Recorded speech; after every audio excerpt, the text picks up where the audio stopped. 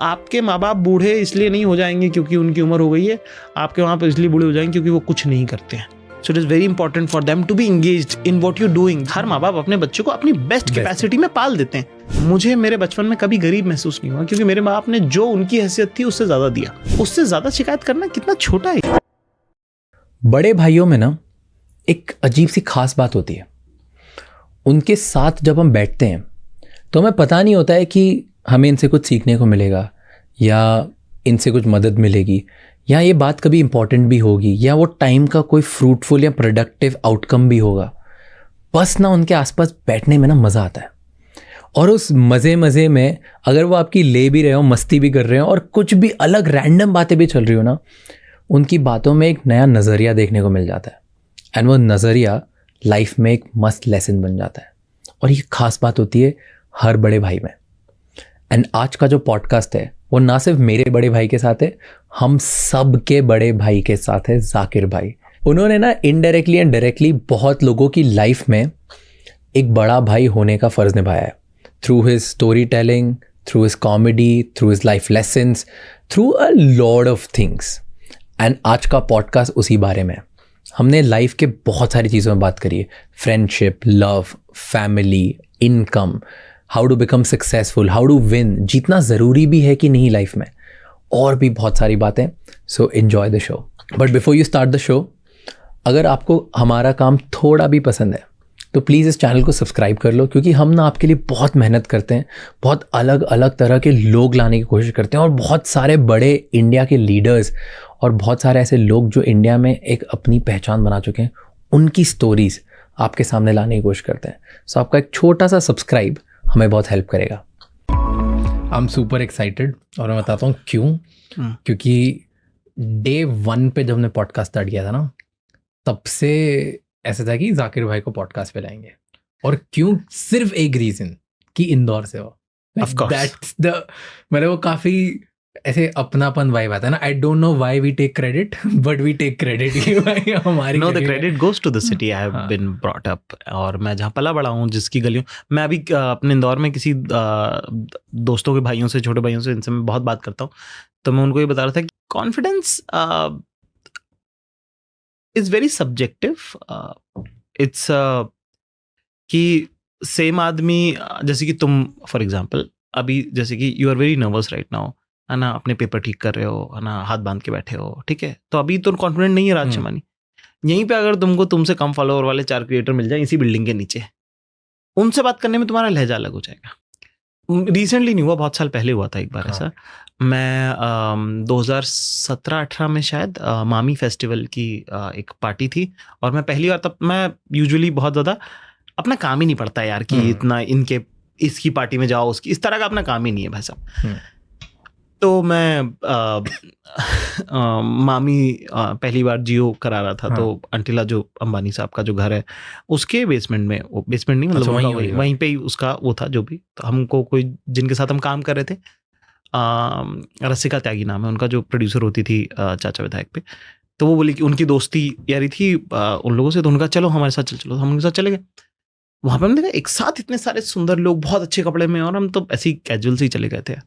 तो बड़ा उस टाइम पे वो लगा, पर मैंने जब देखा ध्यान से, तो मुझे समझ में कि वो सारे सुंदर लोग इतने इनसिक्योरिटी की स्पेस में हैं अभी इस वक्त, क्योंकि वो भी अपने काम के सिलसिले में आए हैं ना यहाँ पे, कि वो खुद उस गुंतारे में लगे हुए हैं कि कोई देख ले, कोई नोटिस कर ले, कोई काम का मिल जाए, सब वो सब ठीक लग रहे हैं, नहीं लग रहे हैं, क्योंकि सुंदर कपड़े बहुत अजीब अजीब होते हैं, ठीक है, उसके अंदर कोई भी कंफर्टेबल नहीं होता, ठीक है, वो लगते सुंदर है फोटो में, उसके अलावा उसका कोई यूटिलिटी नहीं।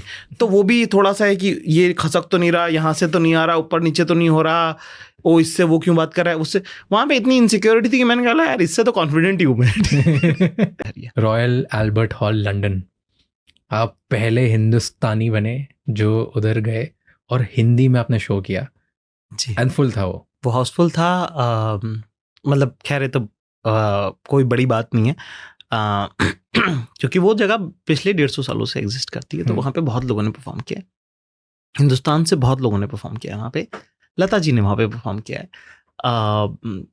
मेरे वालिद साहब, क्योंकि मैं म्यूजिक के कल्चर से आता हूँ, मेरा संस्कार वो वाला है, इन क्लासिकल फैमिली से मैं आता हूँ, तो मेरे वालिद साहब ने मुझे बताया था कि जिस भी कैसेट सीडी पे अगर रॉयल एल्बर्ट हॉल लिखा हो तो मानना कि वो उस आर्टिस्ट का सबसे अच्छा परफॉर्मेंस होगा, कि अगर वो वहां जाके उन्होंने हल्का माल नहीं दिया है वहाँ, कि अगर रॉयल एल्बर्ट हॉल में तो टॉप क्लास है। तो उस जगह का नाम मेरे जहन में यहाँ से शुरू होता। मैं I am the most anti social media person. Yes. क्या मीनिंग है इसका बताओ मुझे सब लोगों के सामने कि मैं क्रिकेट खेलता हूँ, ये तुमको मैंने बताया तो तुमको पता है? हाँ, नहीं पता था, मुझे लगता भी नहीं था, सोचा भी नहीं था कि क्रिकेट के फैन हो गए, खेलते हो गए, कोई मेरे को नहीं पता। ठीक है, क्रिकेट के फैन तो भी इंटरव्यूज में पता चला, और खेलते हो गए नहीं पता था। तुमको पता, मेरे घर पे हर हफ्ते में कम से कम 2 बार जगराते होते हैं, रात भर की महफिलें होती हैं, ठीक है ना? और हिंदुस्तान के सबसे बेहतरीन, खूबसूरत, अपने काम के आला तरीन लोग मौजूद होते हैं। क्या किसी को पता है वो बात? क्या मालूम है? वो मेरी तैयारी का वक्त क्या है, बताओ थोड़ा। जगराता तो वैसे तो साहब माता की चौकी जगराता वो लगता है, तो उसका एक कहने का तरीका है बस। वो जगराता है कि हमारे घर पे साहब ये कहावत है कि साहब हमारे घर का नाम बैंड्रा हॉस्टल है। बैंड्रा हॉस्टल? हाँ, बैंड्रा हॉस्टल है हमारे घर का नाम। स्टोरी टेलिंग में लोगों को लगता है कि कहानी सुनाना स्टोरी टेलिंग होता है। Okay. Story telling is art of conversation. क्या होता है स्टोरी टेलिंग? डीप में बताओ, इलैबोरेट। अब स्टोरी टेलिंग 2 हिस्से होते हैं। मैं कॉमिक्सतान में भी मैंने ये बात कही थी कि कहानी और किस्सा अलग अलग होता है ना। कहानी होती है साहब कि मैंने ज़िंदगी कैसी जी, राज निकले इंदौर से और उन्होंने बम्बई में कैसे चीज़ें अचीव करी और पॉडकास्ट शुरू किया, और ये है कहानी है। किस्सा है कल जब हम मिले क्रिकेट पे, है ना। ये 2 हिस्से हैं स्टोरी टेलिंग के, ठीक है। कहानी एंड किस्सा, कहानी और किस्सा। जब बात स्टोरी टेलिंग की आती है तो स्टोरी टेलिंग का जो यूटिलिटी है उसकी, वो हर कदम पे पड़ेगी तुमको। वो अगर आप सेल्स में हैं तो वहाँ भी काम आएगी, वो अगर आप टीचर हैं तो वहाँ भी काम आएगी, अगर आप बस में कंडक्टर हैं तो वहाँ भी काम आएगी, आप अगर मतलब आप टेबल बेचते हैं तो भी काम आएगी, और आप लोहा बेचते हैं तो भी काम आती है, और अगर आप हमारी तुम्हारी तरह अगर हवा बेचते हैं तो बहुत काम आएगी, ठीक है। People remember people by the quality of conversation they had, कि फलाने से मिलके बहुत अच्छा लगा था। कैसे लगता है अच्छा? क्या है अच्छा लगना? अच्छा कैसे और क्यों लगता है? उसने क्या कहा, तुमको क्या महसूस कराया? आप किसी पे खर्च करो उसको याद नहीं रहेगा, आप किसी को जो महसूस कराते हैं, अपनापन, वार्मथ, ठीक है, ये सारी चीजें जो आपको किसी इंसान को याद रखने में हेल्प करती हैं। जो इंसान आपको याद रह जाएगा उसको ऑटोमेटिकली आप काम देने लगोगे। तो आपका जो वर्क एरिया वो ऑटोमेटिकली बहुत, उसका डायमीटर बहुत बढ़ जाता है अगर आप सिर्फ अच्छे बात करने वाले इंसान हैं तो। और अच्छी बात करने का एक बहुत बड़ा पहलू है कहानी, किससे सुना पाना, कि अरे एक बार हमारे साथ भी दरअसल में ऐसा ही हुआ था, ठीक है। जब आप इस अंदाज में किसी को एक बात कहते हो और वो जब कहानी सुनता है आपकी और वो बड़ा मुतासिर होता है और वो कुछ लेके जाता है अपने साथ। हम लोग सबकी ना यहाँ पे एक खाली जगह है एक, हर इंसान जो हमसे मिलता है वो या तो कुछ भरता है या कुछ ले। जिन लोगों को ढंग से स्टोरी टेलिंग नहीं आती, ठीक है, वो काफ़ी लोनली फील करते हैं क्योंकि ज़्यादा उनके दोस्त नहीं बन पाते या खुद में अंडर कॉन्फिडेंट रहते हैं, राइट। बट जिनको आती है, जैसे आप, तो आपको कभी ऐसा होता है लोनलीनेस फील करते हो? Do you feel that? Have you ever felt loneliness in your life? No, I have not actually. हमेशा लोग रहे, कभी नहीं फील किया? नहीं यार। नहीं, मैं एक क्वेश्चन क्यों पूछ रहा हूँ, क्योंकि है ना, मैं अभी एक ट्रेंड पढ़ रहा था जहाँ पे अंडर दी एज ऑफ 30 जो अभी लोग हैं, इनका 61% इंक्रीज हुआ है जिनको लगता है कि वो खुद में लोनली है। हाँ, ओवरऑल जनरेशन को ऐसा लगने लगा कि हम बहुत लोनली हैं, राइट। तो मैं इसलिए पूछ रहा था कि अगर किसी को, इसका एक जवाब है मेरे पास। Self pity is the best luxury human being can have, ठीक है।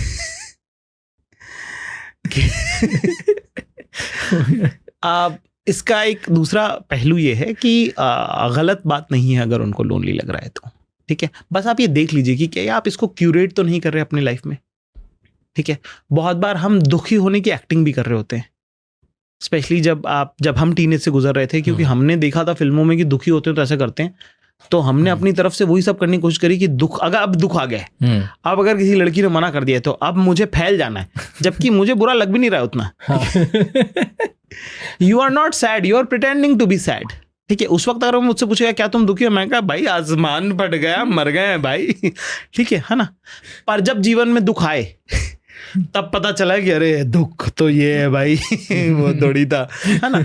पर वो जब तक सब और बुरा वक्त नहीं आएगा तब तक आपको पिछले बुरे वक्त का अंदाजा नहीं होगा कि ये कितना बुरा था।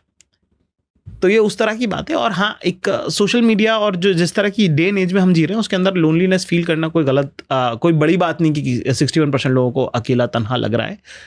मैंने पिछले अभी 3 हफ्ते पहले ही एक नज्म लिखी थी इसके बारे में कि भाई तुमको लगता है तो सबको लगता है ये, इसी डेटा पॉइंट पे कि बहुत सारे लोग हैं। और ये कितनी सुंदर बात है कि अगर सब सोचो, इस सब 61% लोगों को अगर बात करना आता होता तो आपस में बात नहीं कर लेते। सही है। इसलिए बोलता हूँ कि इस दुनिया को story telling, art of conversation की बहुत ज़रूरत है और उनको रियलाइजेशन नहीं है उसका कि वो कितनी इंपॉर्टेंट है। हाँ यार, क्योंकि अगर आप इसको ब्रेक डाउन करो तो क्या सही बात बोली आपने। बिकॉज मेजॉरिटी, मतलब कुछ जो रियल लोनलीनेस के केसेस होंगे उनको अगर छोड़ दो तो मेजॉरिटी जो लोग हैं उनको लोनलीनेस फील ही शायद 3 रीज़न की वजह से करता है। या तो मैं मिसअंडरस्टूड हूँ, मुझे कोई समझ नहीं पा रहा है, ठीक है, या तो मुझे बोलना नहीं आ रहा है जो मुझे फील हो रहा है, जो फील हो रहा है, ठीक है, और यहाँ मेरे आसपास बहुत लोग हैं लेकिन मेरी उनसे इतनी डीप रिलेशनशिप नहीं कि मैं उनसे कुछ बता पाऊँ और बात शेयर कर पाऊँ। डीप रिलेशन कैसे बनेगी? बातों से। हाँ, मैं वही बोल रहा हूँ, मिसअंडरस्टैंडिंग कैसे क्लियर होगी? अच्छी बातों से। तो वही, क्योंकि शायद इन तीनों रीजंस की वजह से ही लोगों को थोड़ा लोनलेस फील होता है कि मुझे कोई समझ नहीं रहा है, मेरे लिए कोई है नहीं, और कोई है भी तो मैं उनको शायद समझा नहीं पा रहा हूँ। और इन सबका जड़ है कि क्या मैं लोगों से अच्छे से बात कर पा रहा हूँ, क्या मैं उनके साथ बेहतर महसूस कर पा रहा हूँ और उनको अच्छा महसूस करवा पा रहा हूँ। और ये सीख लिया तो कि रिलेशनशिप ना स्लीप जैसी है, कि सोने जैसी है, कि रिलेशनशिप पे काम करना रोज की जरूरत है। हाँ, इट्स जैसे रोज सोना जरूरत है। एक दिन आप ज्यादा सो लिए तो ऐसा क्या कि कल सो लिया था आज नहीं, सोना तो आज भी पड़ेगा। तो सेम रिलेशनशिप का है कि हमने 10 साल तक काम कर लिया, एक रिलेशनशिप को मेहनत कर ली, बाप बेटे की, माँ बेटे की, या अपनी गर्लफ्रेंड के साथ, अपनी वाइफ के साथ, कि इतना तो कर लिया, अब ये नहीं इतना कर सकती मेरे लिए। आज भी वही करना वो पड़ेगा, रोज करना पड़ेगा, रोज करना पड़ेगा। और वो लाइफ टाइम करना। कब तक करना पड़ेगा? जब तक तुम चाहते हो रिलेशनशिप चले। क्या बात है, बहुत सुंदर। इतना डीप रियलाइजेशन था कि कितनी भी मेरी रिलेशनशिप ब्रेक हो जाए, अगर मैं चाहता हूँ वो सुधारना तो मुझे वापस 0 से स्टार्ट करना ही पड़ेगी और काम करने। एंड क्या बात, दैट वाज माय रियलाइजेशन। राज साहब, ये बात मैं आपसे सीख के जा रहा हूँ। क्या बात है।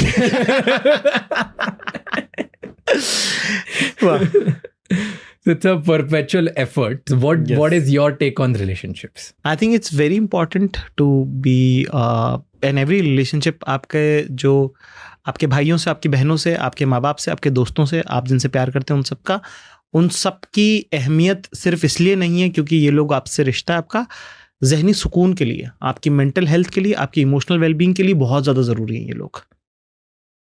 तो इनको बनाए रखना ज़्यादा ज़रूरी है।